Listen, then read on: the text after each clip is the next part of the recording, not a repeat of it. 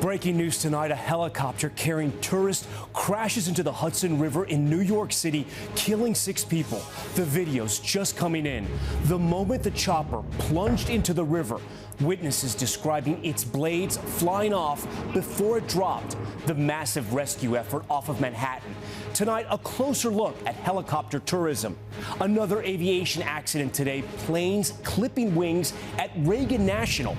6 members of Congress on board amid concerns that runway is just too packed. Markets plunge with that tariff confusion. The president now warning there will be a, quote, transition cost as his plans go into place.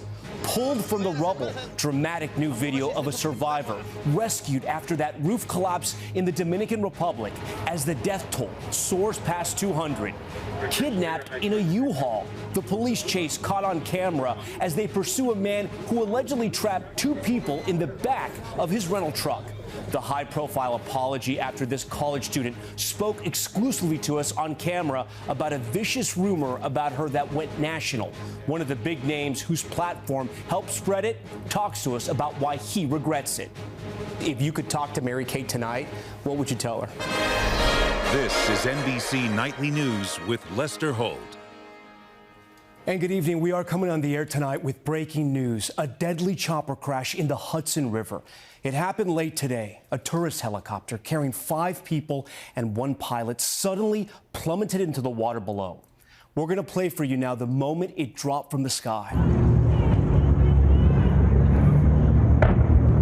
And we are pausing here before the moment of impact. What happened next was a furious rescue effort on one of the busiest waterways in the world. The scene reminiscent of the miracle on the Hudson 16 years ago near the same exact location. But the results today, far from a miracle. All 6 on board killed, including 3 children. A warning tonight, some of the images you're about to see are disturbing. Our team is on the scene of the crash, and Sam Brock joins us now live. Sam, they tried so hard to rescue those passengers. Tom, good evening. That's right. According to authorities, divers were in the water within minutes of the call coming in. Over my shoulder, you can still see the flashing lights across the Hudson River. That's the scene as we're learning more about this family now that died, including 3 kids. The terrifying final moments of the helicopter flight captured on video as it fell out of the sky and plunged into New York City's Hudson River. We have multiple boats still in the water conducting searches for any additional occupants of the aircraft. These images showing the chopper turned upside down in the water. We got another person in the water. The plane was turned around, sitting there in the water, almost like it was floating. Tonight, authorities say the crash happened around 3:17 p.m., that 6 people were on board that flight, and there are no survivors. According to the manifest, aboard the helicopter were 6 people, 1 pilot, 2 adults, and 3 children. The mayor saying it was a tourist sightseeing flight with a family from Spain on board that had taken off from Lower Manhattan. I have the entire family members. We're lifting them up in prayer. We were met by the first responders and they told us they did everything they can to try to save these victims, and you can see the trauma in their face. Dominic Cognata was walking to a flag football game on Manhattan's West Side when he witnessed the crash. What did you see? So I just happened to be walking and I heard it sounded like an engine just dying, and it was like do do do do do, and I just turned, I looked, and I saw the helicopter crash and splash into the water. A former NTSB investigator tells us the video appears to show the chopper breaking apart. Well, it appears to me from the video that there was some sort of catastrophic flight control malfunction where the main rotor blade and head and the tail rotor blade assembly departed the aircraft in flight. Sam joins us again live. And Sam, eyewitnesses are telling you more about what they saw when that chopper went down? Yeah, Tom, that's right. We spoke to another eyewitness who said it appears that something happened to the tail, dislodging the main rotor of the chopper, causing it to fall in a free fall. Right now, obviously, this crash is under investigation. The NTSB, Tom, is launching its own team. Tom. All right, Sam Brock on those final moments. This crash is raising new concerns about the potential dangers of helicopter tourism. Emily Aketa has more. In the wake of the terrifying crash on the Hudson, tonight new questions around the safety of helicopters and sightseeing flights. As officials confirmed, today's aircraft was flying for the New York Helicopter Tour Company. This is based on flight tracking software. A Bell 206 helicopter flying for the tour company New York Helicopters took off from the downtown Manhattan heliport at 2:59 p.m. At least 32 people have died in helicopter crashes in New York City since 1977, according to the Associated Press. There was a fatal helicopter crash in New York City 7 years ago when 5 sightseers drowned after an open-door flight crashed in the East River off the Upper East Side. The pilot survived. In 2009, an even deadlier incident. 9 people died when a sightseeing helicopter collided with a private plane over the Hudson River. The iconic skyline, a magnet for tour operators, while also seeing both private recreational and commercial aircraft traffic. There is quite a lot of traffic there just because it's a populous center, but I don't think that's an issue in this case. Jeff Gazzetti is a former NTSB investigator. It is a well-regulated industry. It has to meet FAA standards, but there have been some tragic crashes around the country and around the world involving air tour helicopters. You know, the idea is to give passengers somewhat of a thrill ride, and sometimes that increases the risk to these types of flights.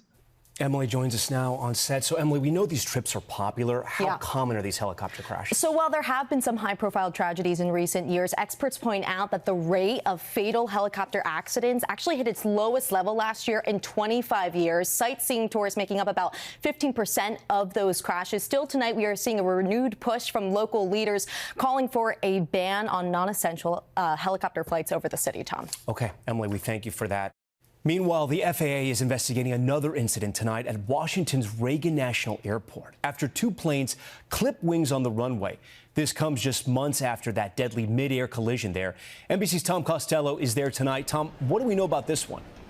Well, you're absolutely right, and that is exactly why this is getting attention, because Reagan Airport has been in the national spotlight now for several weeks. What we know is that the FAA says today that 2 American Airlines regional jets were headed out for departure when a plane that was bound for Charleston, South Carolina, clipped the wing of a plane that was headed to New York's JFK Airport. No injuries. However, both planes' wings were damaged, according to American. They had to pull those planes back to the terminal. On board the plane to New York, 6 members of a congressional delegation, if you will, 6 members of Congress going home for the holiday. Again, no injuries here, but it does come 2 months after that fatal midair crash involving an Army helicopter and, of course, an American plane coming in for a landing. 67 people died.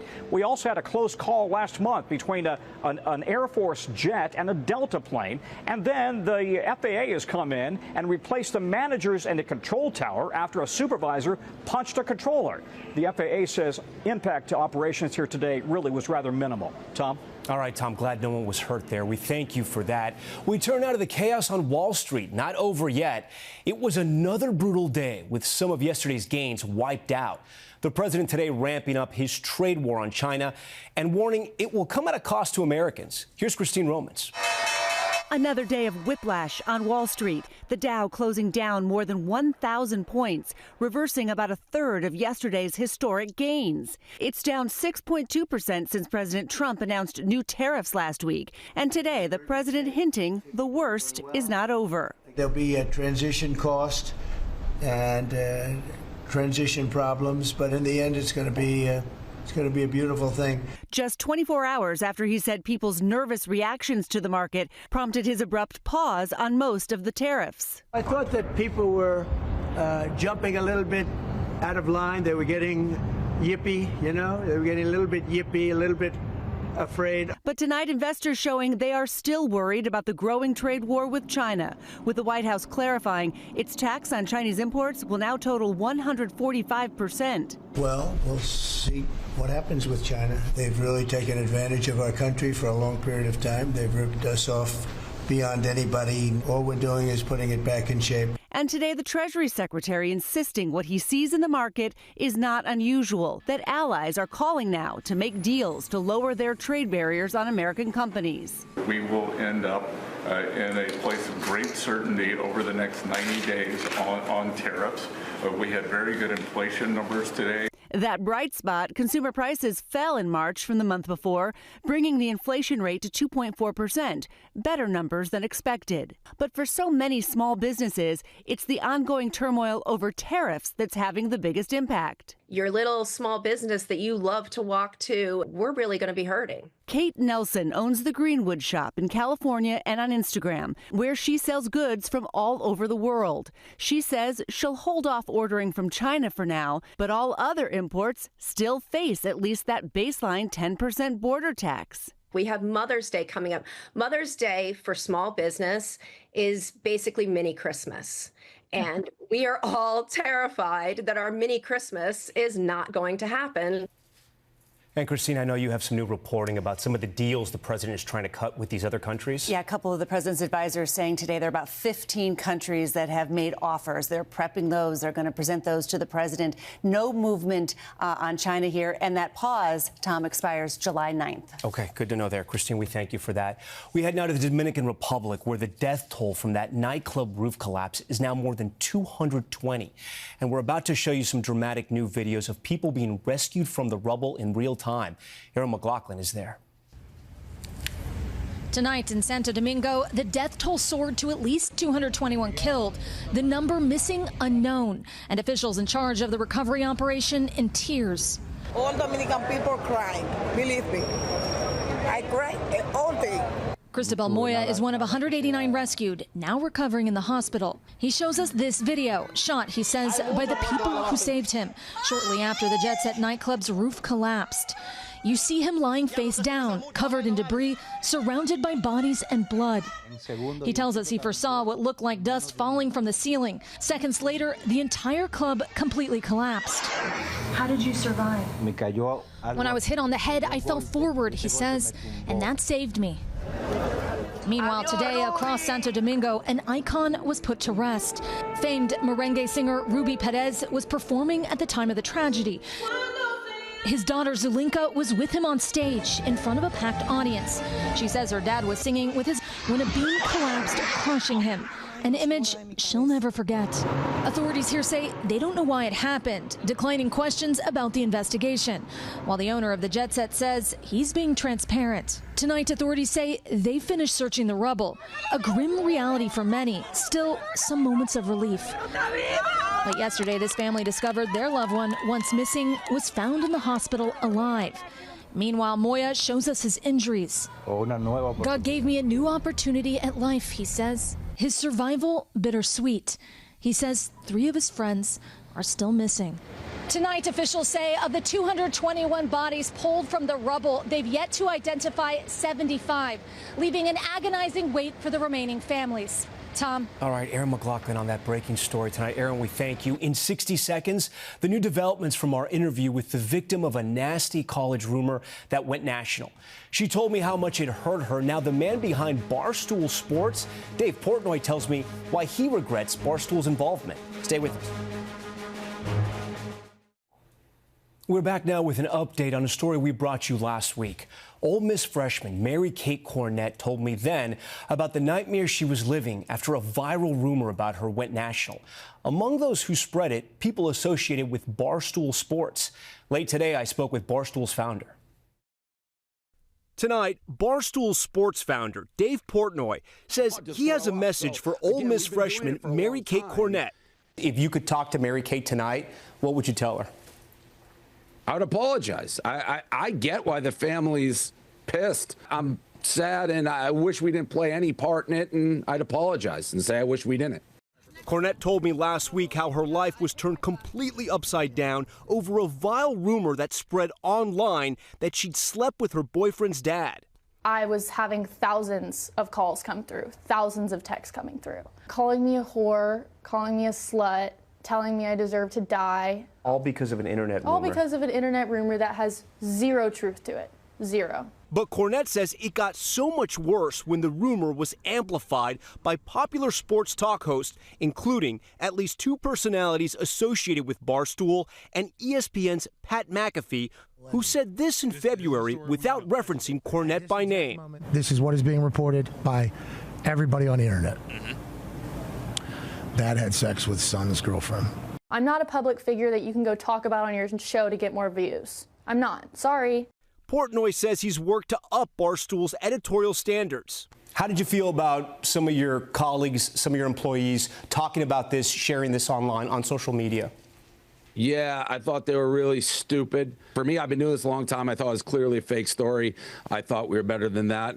McAfee also appearing to address the situation for the first time since our interview at an event last night. And for that whole thing that's happening, I didn't want to add any more negativity as it was taking place like I did.